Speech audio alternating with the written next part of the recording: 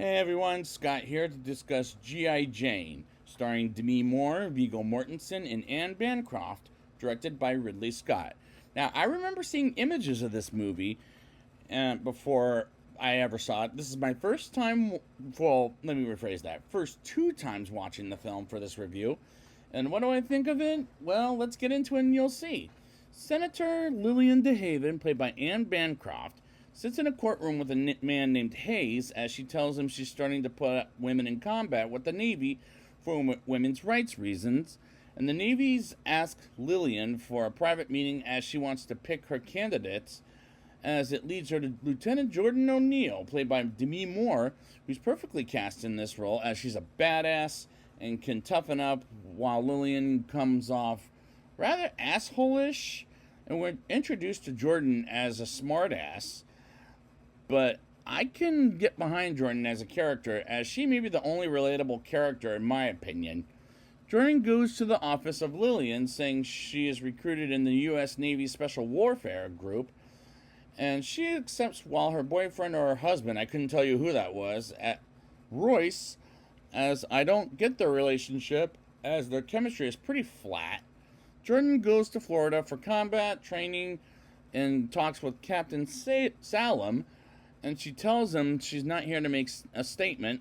And Demi Moore's acting in that scene did feel a little silly for why she's joining in. These military men come off rather like assholes in the beginning, but eventually they'll grow on me. While the cinematography in this movie is good, but not great in my opinion.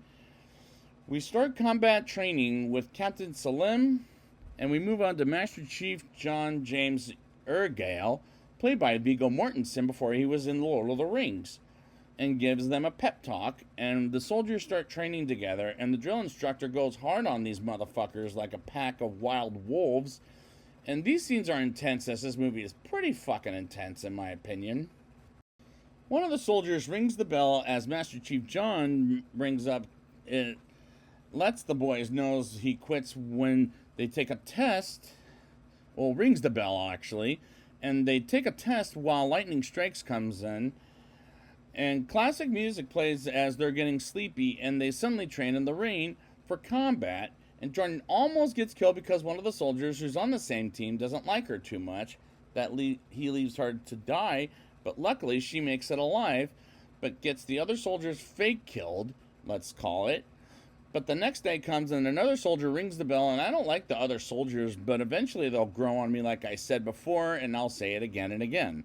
Jordan refuses to play music by the bell, and she wants to see the Master Chief, and she asks why she didn't fail the test, but he gives her a terrible reason, and she wants to complain about how mistreated she is by Captain Salim, as he's pissed, and she's led to believe he resents her as it's the sweet stench, and she asks him to treat her as equal as the other soldiers, which is interestingly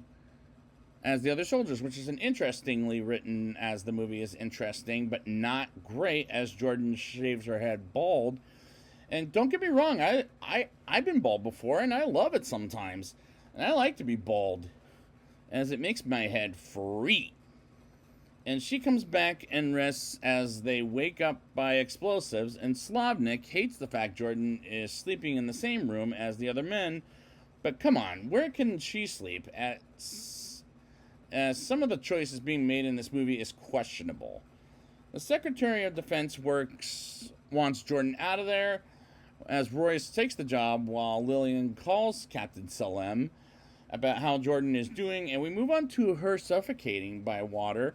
And she trains extra hard, and the soldiers are getting used to Jordan on the team while she's injured, and goes to a doctor for the soldiers while quite a few people quit the team. And the images of Jordan training harder than ever is iconic, as that's how I came to know this movie, as is the images from the movie. While it's so far not a great movie, but I like some of the images, don't get me wrong. The other soldiers almost leave Jordan behind, but her teammates decide to stay behind, as the Master Chief decides to leave them all behind as Jordan takes a shower. In the next scene, Master Chief John talks with her about how there's not bad teammates, just bad leadership. which is pretty good advice on how to become a leader as they go to another training base in Florida. by a helicopter, and they jump in water to get off at an island of some kind, which is a pretty location, and I do happen to like how that was shot. They get trapped and taken prisoner, led by Master Chief John, and the drill instructors beat the shit out of the soldiers on Jordan's team, as we get to know a soldier named Wick, as something happened to him while Hansen is being tortured by the Master Chief, as well as the other drill instructors. And as the next day comes, they torture Jordan, and they won't get a damn thing out of her fucking mouth. And next thing you know, Jordan and Master Chief John get in the most brutal fight in the history of cinema, as it ends with Jordan saying to Master Chief John, "Suck my dick." That's not what I'm saying, that's what the movie's saying. And that was the way it had to take time to get respect for Jordan, as I thought, really? As that was a bullshit way to get respect from a Master Chief. Master Chief John fixes his damn nose while Lillian learns Jordan succeeded on the combat training, and the soldiers invite Jordan out for a drink, and they go to a bar and have some shots while the Master Chief is at the same bar, and she leaves the bar and goes to the beach with the girls, while someone from the press takes pictures of Jordan with the girls, as it gives the Master Chief the wrong idea. And that was a hell of a way for bad publicity, as Captain Salem wants to come after her, and they're led to believe Jordan is a lesbian, while she and Captain Salem say this is distasteful, which it is, and she rings the bell, and this is an interesting but very weird choice for the movie to go there as she gets back home. Jordan gets back to the house while Royce warned her about what was going to happen, and he spots the same code on two different papers from the government, and as it came from Lillian, and Jordan comes to Lillian to talk about why she wanted Jordan in and out of the team to make it look good, and she didn't want Jordan on the team to begin with, and Jordan wants to go to the press about Lillian, but instead she requests to come back to the team, and it makes plot sense. They go on the Mediterranean Sea in the submarine and prepare for one final test in the Libyan coast into the Libyan desert. And they go briefly to war with the Libyans, as it can be dangerous and intense, as this scene is intense for damn sure, as war is hell, as we've seen it in so many war movies in general. Master Chief John is stuck in a sticky situation while Jordan tries a way to save his life, as there's some killers out there shooting at them, and it does hit Master Chief John, but Jordan helps him up, and she gets him the fuck out of the Libyan desert. And Jordan graduates from the combat training, and as she looks in her locker, she sees a little poem by D.H. Lawrence called Self-Pity, written by Master Chief John. And this climax had me kind of checked out, as this is going on a little bit too long. At the end of the day, it was fine, and I'll explain why in a rating. I'll give this movie a 5.2 out of 10. Demi Moore comes off relatable, smart, and a badass, as I can stand by her character, but the other characters kind of grew on me as far as their arcs are concerned. And the cinematography is good, but not great in my opinion, while it looked like a typical action movie was shot in the 1990s, as this was released in the year 1997. And director Ridley Scott knows how to make a good-looking movie as far as visuals, but this is at least the least impressive-looking movie director Ridley Scott has made. It can be intense for damn sure, but to be fair, war is hell, as some of the choices being made in this movie is questionable.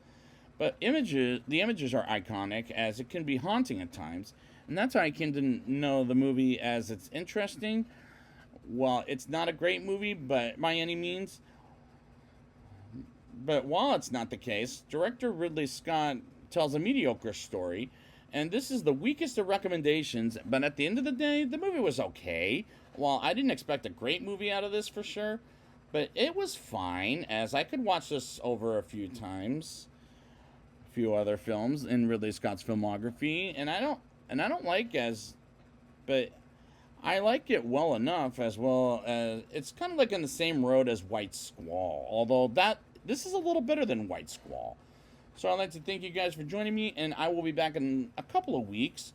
And I'm not skipping Gladiator. I'm waiting until the second movie comes out the week before, so I'll get there.